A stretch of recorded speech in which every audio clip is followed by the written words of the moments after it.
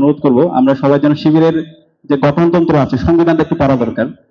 শিবিরের সংবিধানের 34 নম্বর ধারা এখানে উল্লেখ আছে শিবিরের যারা নেতা হবে তাদের অন্যতম একটা ক্রাইটেরিয়া হচ্ছে তাদের পদের প্রতি লোভ থাকা যাবে না।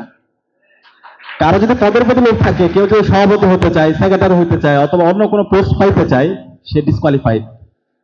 তো শিবিরের রাজনীতিতে যদি আমরা না বুঝি, আমরা এটা ভোটার কারা হবেন? আচ্ছা আমি শেষ করি, তারপর হচ্ছে ভোটারের কথা বলতেছি। তো সেই কারণে শিবিরের এখানে কর্মী সংখ্যা বেশি হয়, নেতা সংখ্যা কম হয়।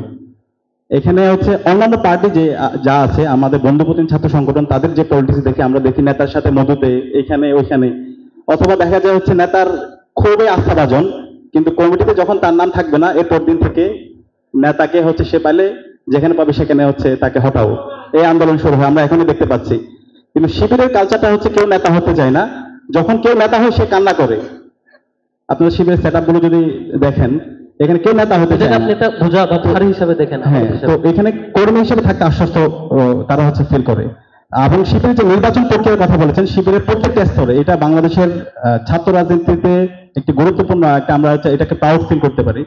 শিবিরের প্রতি বছর নির্ধারিত সময়ে নির্বাচন হয় এবং এই নির্বাচনে শিবিরের জনশক্তিরা তাদের নেতা নির্বাচন করে থাকে। আপনাদের নেতার সারা দেশে কমিটি দেন, যদি আমি ধরেই জানুয়ারিতে শুরু করবেন, ঠিক কতদিন সময় লাগে আপনাদের সারা দেশে কমিটি দিতে? আমাদের আপনারা জানেন আগামী 31শে ডিসেম্বর শিবিরের কেন্দ্রীয় সদস্য সম্মেলন, কেন্দ্রীয় সদস্য সম্মেলনের মাধ্যমে শিবিরের কেন্দ্রীয় সভাপতি এবং সেক্রেটারি নির্বাচন এবং মনোনীত হবে।